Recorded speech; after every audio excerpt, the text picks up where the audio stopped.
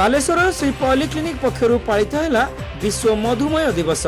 नियमित शारीरिक व्यायाम एवं उत्तम चिकित्सा द्वारा मधुमेह रोग निराकरण संभव बोली कहले विशेषज्ञ डाक्तर।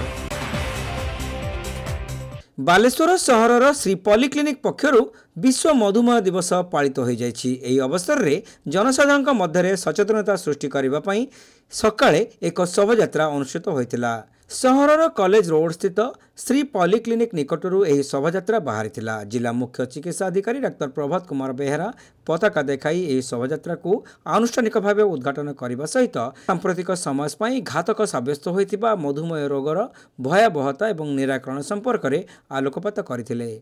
विश्व मधुमेह दिवस गोटे आम प्रत्येक वर्ष पालन करूँ समस्त सचेतनता सृष्टि करने। भारत एक प्रकार मधुमेह रोगर कैपिटल बोली कह जाउछि। दिन दिन रोगर संख्या बढ़ी जाउछि।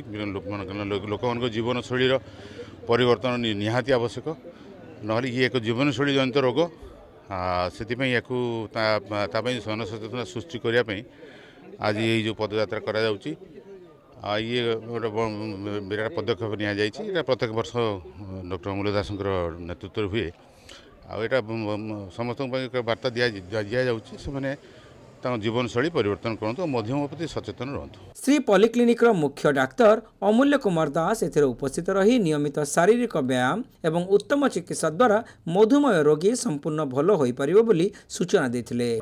आजिर दिन रे ए वर्षर WHO अनुसार डायबिटीज एक्रॉस लाइफ स्टेजेस बोली स्लोगान रही ता माने जीवन प्रत्येक अवस्था रे मधुमेह होई पारे। बाल्य अवस्था, गर्भावस्था, कर्मजीवी अवस्था एवं वार्धक्य अवस्था सबु समय डायबिटीज हो पारे। एवं आमको से लोक मानू इंटीग्रेटेड सर्विस जमी उपलब्ध हे तार जटिलतार शिकार न हे सुस्थ जीवन यापन करें से वार्ता आम दौचु। निश्चित भाव में लोकंर सचेतनता बढ़ुची कहीं आम एटा बोधे दीर्घ 5-6 वर्ष है कलुनी। तो प्रत्येक वर्ष लोक मानकर समागम बेसी बढ़ुची। तो तार अर्थ आम इनडायरेक्टली जानूँ जे लोक मैंने सचेतन होती जो मैंने भी होना तो धीरे धीरे से सचेतन होवार आशा रखीचु। तो आम वार्ता दौचु कि मधुमेहटा को केमती प्रिभेंट करहब ताकू केमती रोग न हो से लाइफस्टाइल मॉडिफिकेशन कि खाद्यर आम संतुलन आहार आउ रेगुलर एक्सरसाइज यही सब करें आम कंट्रोल करिपारबा मधुमेह न होबा को रोकी पारिबु से ही वार्ता आम दौचु। निश्चित भाव में अन्य किछिर भी ता उपरे अछि जथा आमर लाइफस्टाइल मॉडिफिकेशन जोटा हम कहूँ संतुलित आहार खाइबा संगे संगे आम किछिटा दिनचर्या मध्य योग प्रैक्टिस करे एवं किछि एक्सरसाइज करवा से माने प्रथमतः यही सब जिनस कला परे तापर औषध सेवन करेंगे डाक्तर परामर्श अनुसार। परे ए शोभायात्रा फकीर मोहन कॉलेज स्टेशन छक फांडी छक विवेकानंद मार्ग दे सिद्धि कल्याण मंडप ठारे शेष होइतिला। सेठारे एक निःशुल्क स्वास्थ्य परीक्षा शिविर अनुष्ठित होइतिला। एही शिविर रे जोग दैथिबा व्यक्तिंकर मधुमेह रोग चिन्हट पई HbA1c lipid profile liver fibroscan PFT thyroid profile ECG BMD FBS allergy प्रभृति रक्त परीक्षा करा जायतिला। एहा सहित एक रक्तदान शिविर मध्य आयोजित होइतिला। श्री पॉलिक्लिनिक सत्ताधिकारी गोपाल कृष्ण दासंकर प्रत्यक्ष तत्वावधान में आयोजित यह कार्यक्रम में विभिन्न विभाग चिकित्सक जोगदे स्वास्थ्य शिक्षा एवं परामर्श तथा मधुमेह रोगींकर खाद्य प्रणाली और नियमित व्यायाम अभ्यासर उपदेश संपर्क में विभिन्न तथ्य प्रदान करथिले। एथिरे 600 रु ऊर्ध्व व्यक्तिंकर स्वास्थ्य परीक्षा करा जायतिला।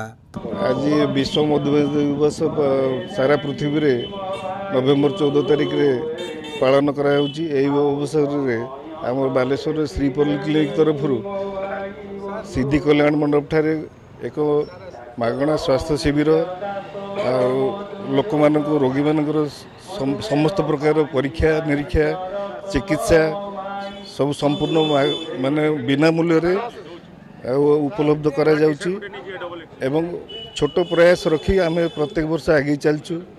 समस्त आशीर्वाद समस्त सहयोग नहीं आम एटा आगे बढ़ी चलचु। आशा करचु आगामी दिन में यह आहरी सफल हम बोली आशा करचु। पाखापाखि 600 रोगी आम व्यवस्था रखीचु। संपूर्ण खाइबा मागणा माने माने चिकित्सा परीक्षा सबू व्यवस्था कराई। प्रजापिता ब्रह्मकुमारी ईश्वरीय विश्वविद्यालय बालेश्वर शाखा केन्द्र सदस्य माने एही शिविर परिचालन में सक्रिय सहयोग करथिले। सहरर विभिन्न वर्गर सचेतनशील बहु व्यक्ति एथिरे जोग दैथिले।